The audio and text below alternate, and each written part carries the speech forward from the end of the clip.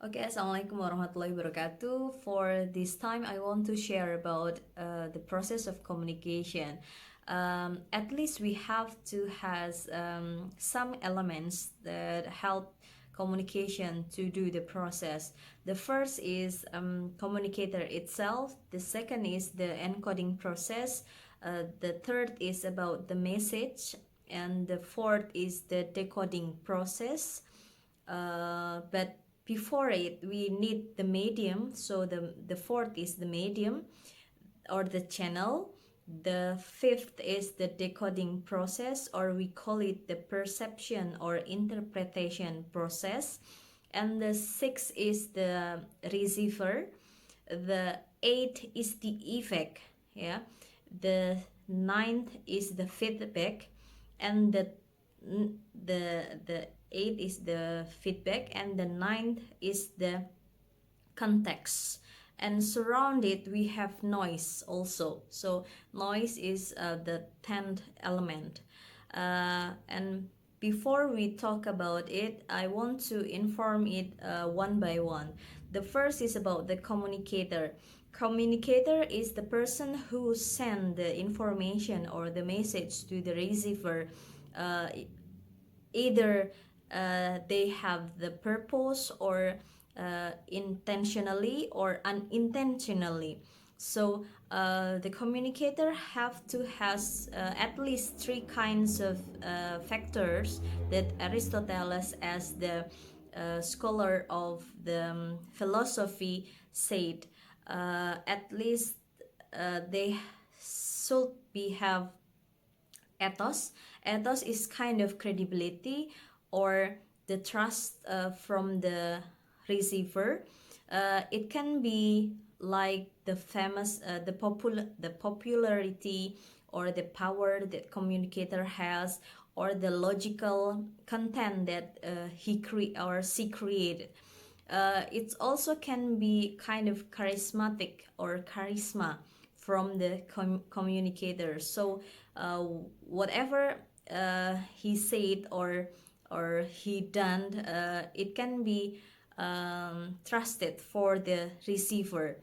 But some communicator think that they only a ordinary person that have no credibility. Don't worry guys, that actually we have it. We can make it, or we can create the credibility. How? The way is, we need to create the good content. We need to know our audience or our receiver. Then we can do, and we can get the the the the trust from the receiver. um, uh, Beside that, we also need to make a good um, personality. Yeah, we have to have good personality, and we need to have the second characteristic of the communicator is the pathos. Pathos is, can be said, kind of emotional interest that build, or that can be attract the audience or the receiver by how the communicator send the message or send the information to the receiver. For example, whenever we as the communicator want to say something funny, then we can grab the, or reach the love, the logging of the receiver. Ya. So atau ketika kita mau meng-create emosi yang sedih, kita bisa akhirnya si halayak bisa mengucurkan air mata. It can be called as the pathos, yeah. And the third is about the ethos, pathos, and logos. Logos is about how we can create the logical content and can be send the logical information or message to the audience. So this is the most important for the communicator. But some scholars also said that Dedi Mulyana also say that we also can build kind of a good characterize of communicator when we have five element, that is MCAP, or I usually say it make up, yeah, MCIP. What is that? The first one is credibility, yeah, credibility is the same as the ethos, and the second is M, mengenal diri, or knowing ourselves, yeah. How we have to know, the communicator have to know about their own self, so we can improve ourselves, or we can how to say, upgrade ourselves to do better, yeah. For example, you are the shy person, then you have to do more interaction to others, then you can improve your confidence. Whenever you are the talkative and the, how to say, it's not also good for you guys to have that kind of talkative thing, ya, karena kadang kita ketika terlalu cerewet, ketika kita terlalu berisik gitu, kadang juga itu menjadi penghambat kita sebagai seorang komunikator. Then we have to know ourselves. By knowing ourselves, then it can be help us to create the good performance whenever we create the message or sending the message. And the next is MCA. A is attractiveness. So how we can be a good communicator, we have to have the attractiveness. We can create it from our physical, yeah. We do kind of a good makeup, or whenever somebody have a good looking physically, it's also can be one of their attractiveness.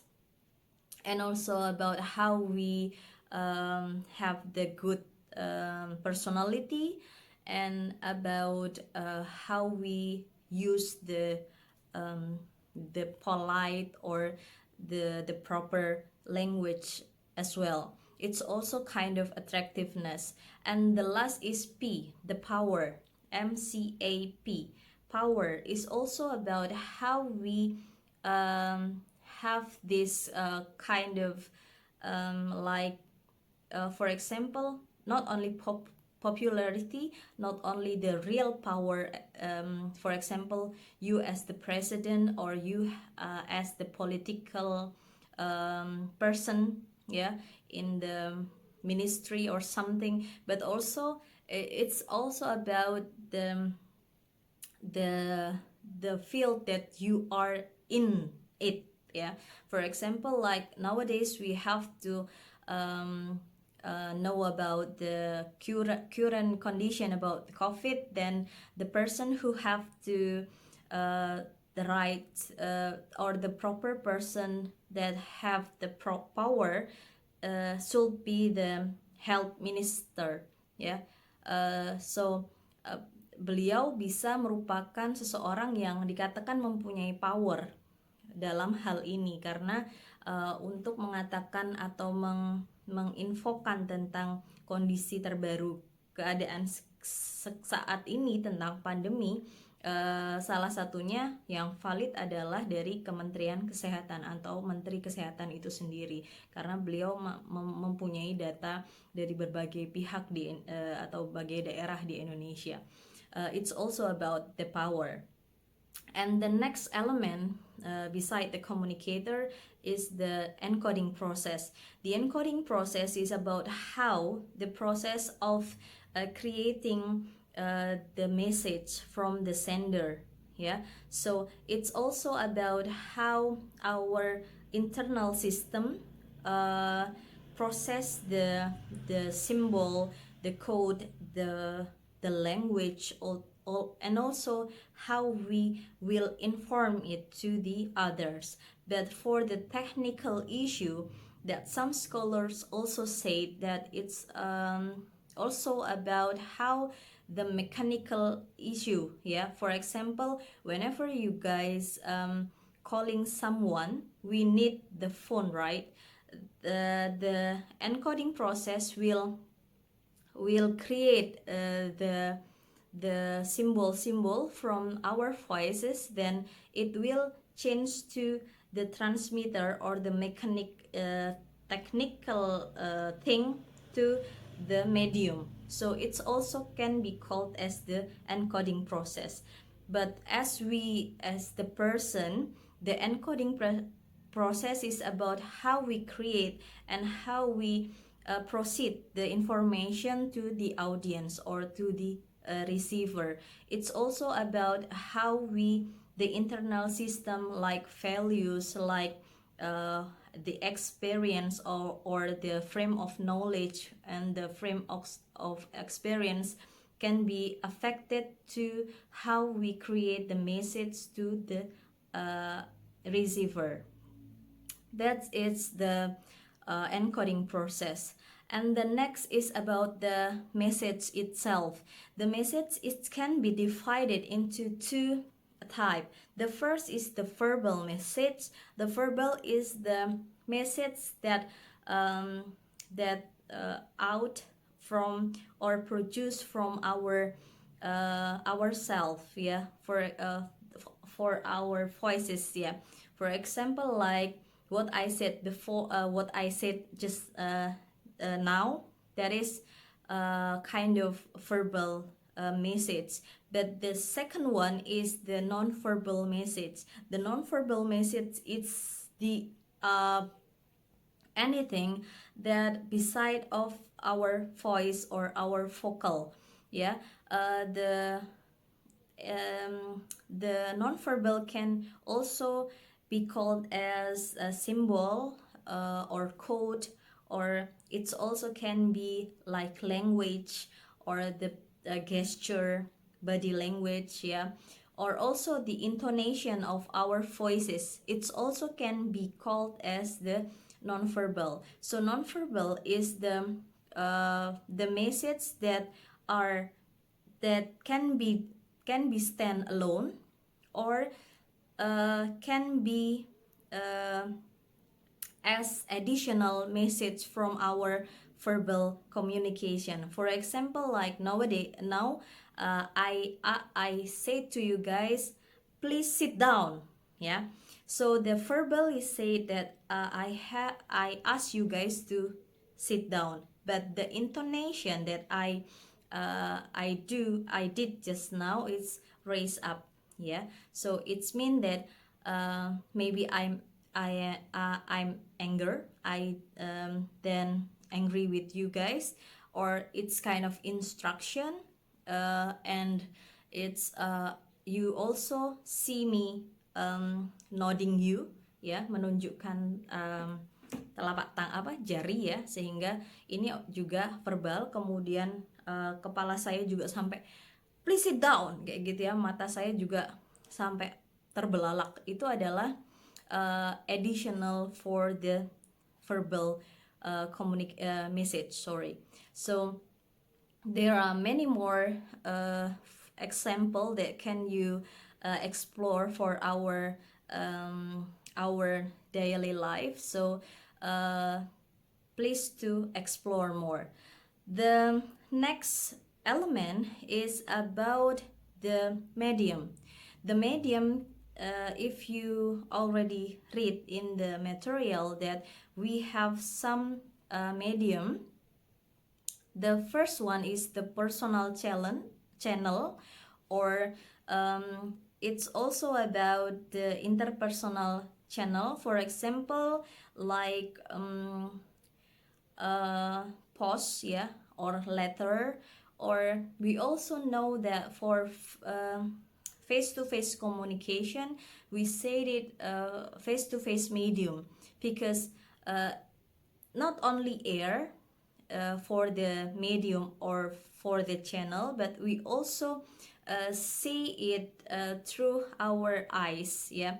So face-to-face medium can be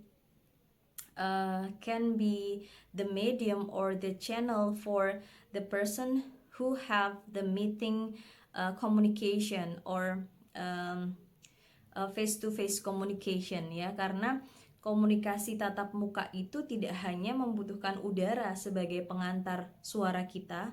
It's not only the air, but also if we will interpret all the things, not only the verbal message but also the non-verbal, we also need the other elements before the beside the only air, ya. Kita juga butuh mata untuk melihat secara keseluruhan bagaimana gerak-gerik komunikatornya gitu ya. So for the personal channel, not only air or face, we also can we call it as face-to-face medium, and we also have a kind of post or letter, ya, atau surat, ya, or also some will also say that in the past we have kind of pigeon or merpati, ya. Tapi nowadays we don't do that. So that's for the personal channel. The non-personal channel we can create like send it through the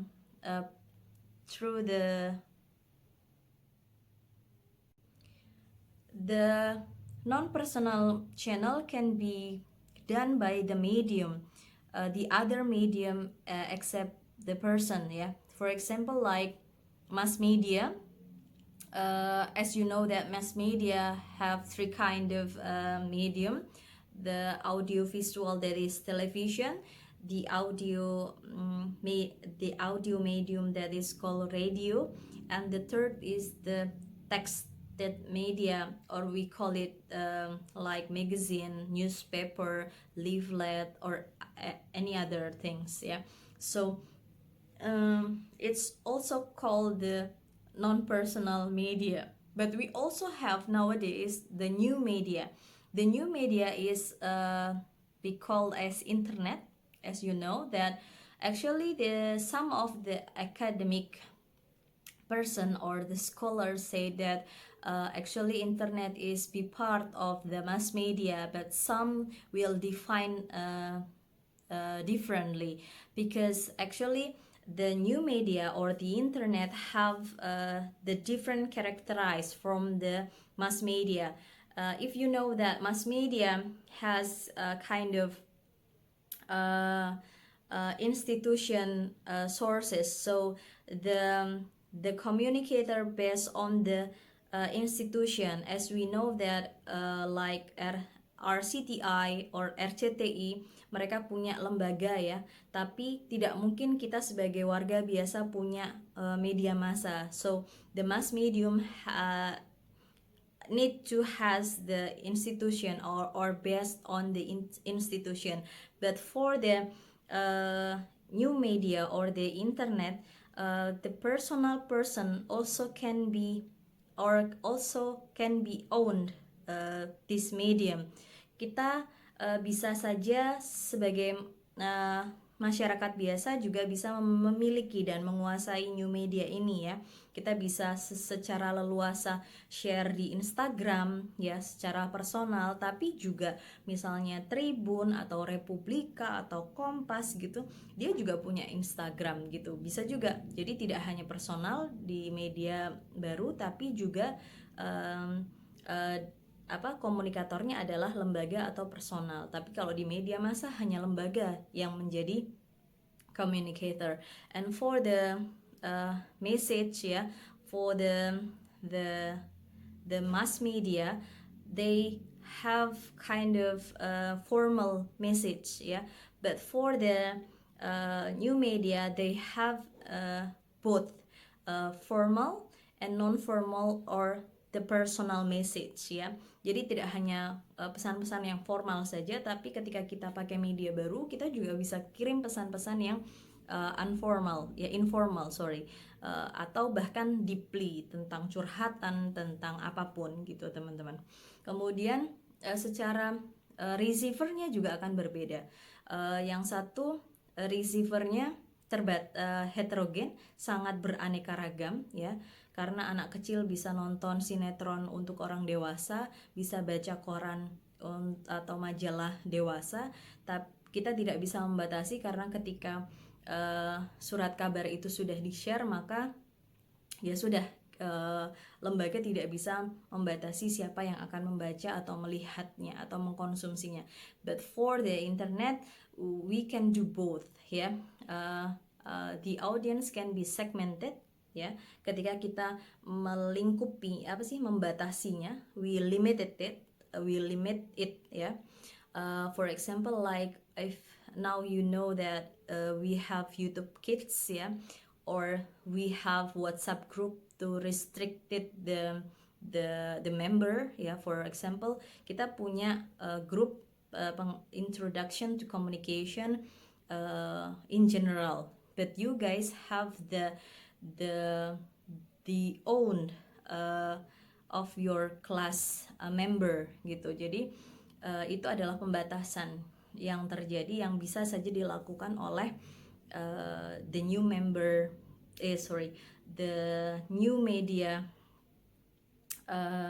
receiver ya, to restrict the receiver gitu, or the target audience. And the last is about the feedback. The feedback in mass media is pending ya. Kita bisa saja mengirim gugatan kepada televisi karena penayangan konteks kekerasan atau ketidak properan gitu ya di dalam penayangan suatu program misalnya. Tapi yang terjadi adalah feedback kita terpending. Kita tidak bisa melakukannya secara langsung. Ada birokrasi dan itu baru akan ditayangkan misalnya seminggu kemudian, bulan depan, atau seperti apa gitu. Tapi kalau konteksnya in the new media, then we have like the interactive process ya.